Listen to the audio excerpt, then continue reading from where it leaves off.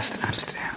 Right, I promised you an update. How did it go, the vaccine? Well, why did I get vaccinated? I'm 48 years old. That's too young to be called up in the general invites.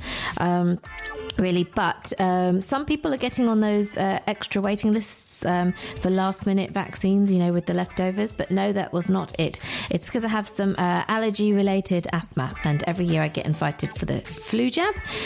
So all those people who get invited for this flu jab, they're in the bottom tier of the people with health indications. So I got my invite. I've booked both the first vaccine and the second vaccine date. So it's not like you book the first vaccine and then you don't know when the second one is going to happen.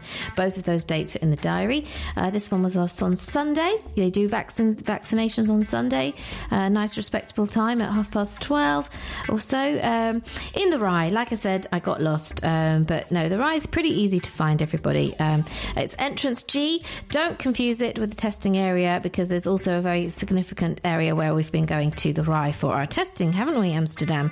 There's a whole separate area for the vaccinations, and it's called entrance G. You can cycle right up to the door, which is great. So the letter and the invitation, all of the information they send you in advance just says your ID is needed and the letter of invitation. And then they also check on your phone for what they call the SMS invitation, which is purely just an SMS message saying your time and your appointment.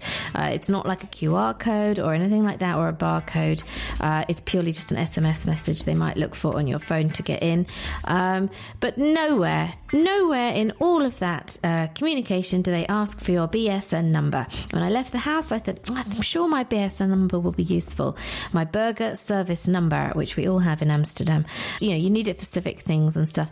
And I said, I'm sure we'll need it. And my husband's like, no, it doesn't say you need it. You just need your ID, like a passport or something. So I had my passport. That's fine. Get there. Not only in the start, when they're wanting for you to actually enter the building, they asked for my BSN. Didn't have it.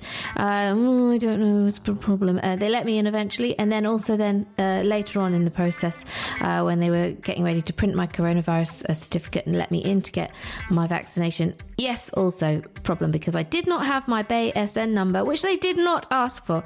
Excuse me for raising my voice. And I'm texting my husband saying, I was right. I did need my BSN number.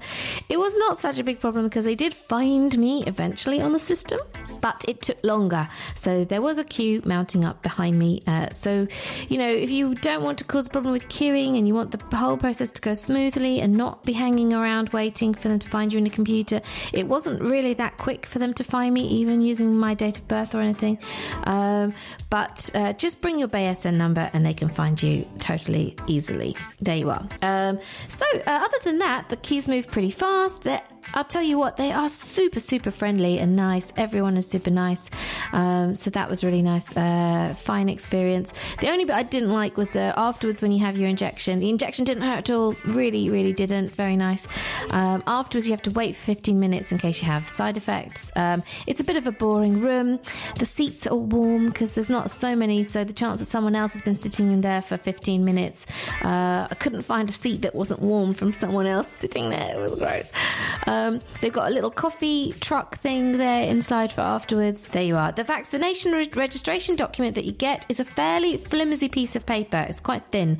So if you get, if I was caught in the rain on the way home and I just had the bag that I had got, it would have got quite wet, and then it's really fragile. So maybe think about that. Take a substantial bag or something to put it in to keep it dry, because it's quite a slim piece of paper, this document, the vaccination registration. Damn Daily, for good music and your local news. 9 to 11 on weekdays or on demand. Broadcast Amsterdam. Broadcast Amsterdam, your local radio station, 24/7 and on demand. Or on broadcastamsterdam.nl.